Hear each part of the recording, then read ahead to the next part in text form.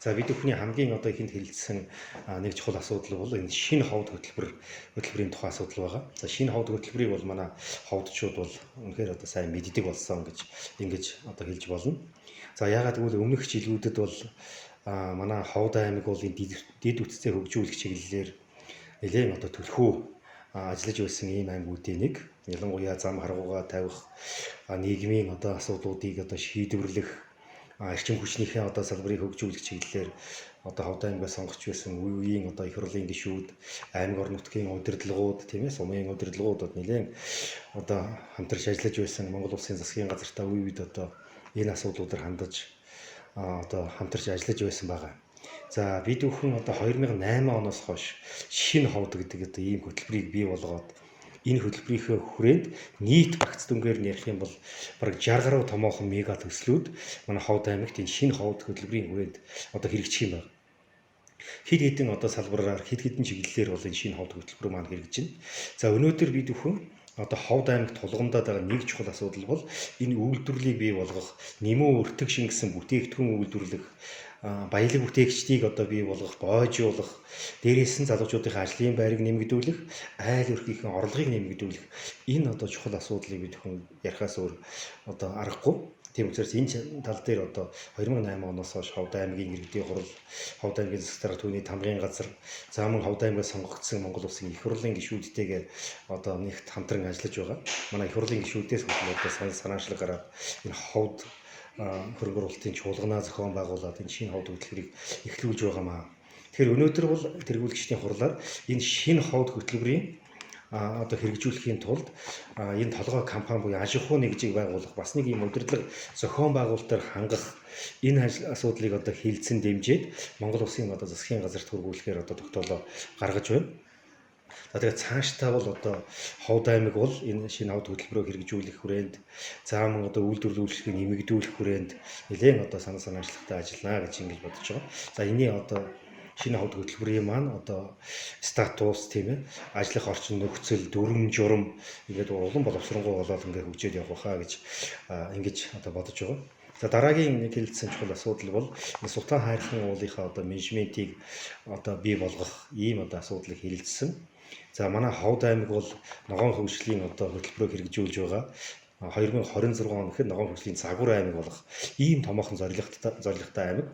За улсын болон орон нутгийн тусгай хамгаалтад нийт газар нутгийнхаа 52%-ийг за 2024 он гэхэд одоо бид бүхэн аавна гэсэн ийм одоо төлөвлөгөөтэй нухдаг биш ургуулдаг баялагийг бий болгоно гэсэн ийм одоо зорилго тавьж байна.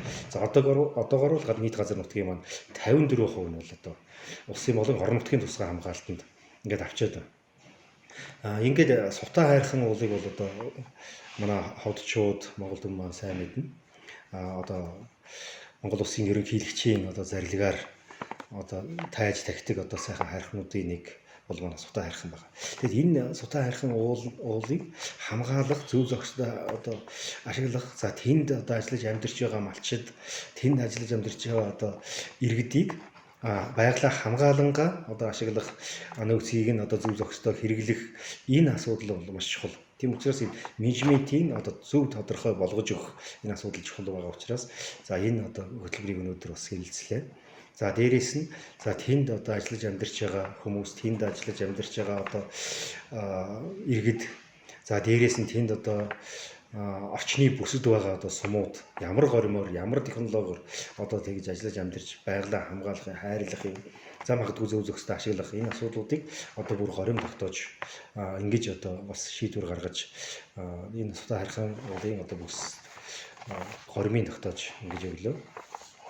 За бас нэг өнөөдөр нэг хэлцэж байгаа чухал асуудал бол ер нь ховд аймгийн иргэдийн хурлаас бас үе шаттай энэ байгууллагуудынхаа хийж байгаа ажил, тулгамж байгаа асуудлыг одоо сонсох энэ ажлыг аймгийн иргэдийн хурлаас бол зохион байгуулдаг. За тэр тусмаа зарим одоо тулгамж байгаа асуудалтай газар дээр нь очиж хүртэл аймгийн иргэдийн хурлын тэргүүлэгчдийн хурлаа зохион байгуулдаг. Тухайлбал эрүүл мэндийн газар дээр бид бүхэн аймгийн иргэдийн хурлын тэргүүлэгчдийн хурлаараа зохион байгуулж байсан. Сумдаа бүрсчлээ дөрвөн суманд жишээлбэл тэргүүлэгчдийн хурлаа зохион байгуулж байлаа. За тэрнтэй яг адилхан бас манай ажлын төлөвлөгөөнд орсон нэг томоохон ажил бол энэ боловсролын салбар, соёл урлагийн салбар, спортын одоо салбарт одоо хийгдэж байгаа ажлууд, тулгамж байгаа асуудал. За энд одоо аймгийн иргэдийн хурлаар батлагдсан хөтөлбөрүүдийнхээ үр дүнг одоо хэлэлцэж, тайлангийн сонсож байна.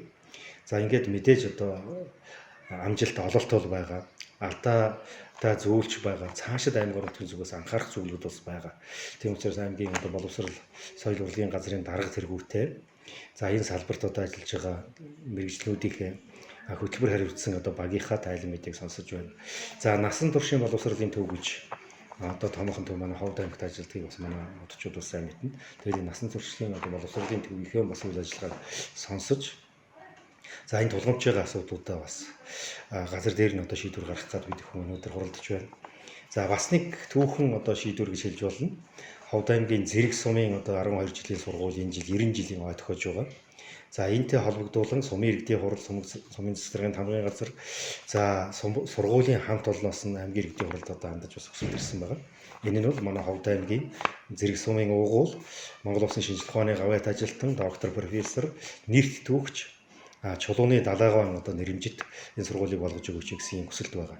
За энэ хүсэлтийг бид өхөн одоо шийдвэрлээд өнөөдөр бас тогтоол гаргаад энэ цаг мөчөөс Зэрэг сумын сургууль нэрт одоо эрдэмтэн доктор шинжлэх ухааны гавьяат ажилтан одоо чулууны далайгаан одоо нэрэмжит болж байгаа. Энэ шийдвэрийг гаргаад ингээд ажиллаж байна.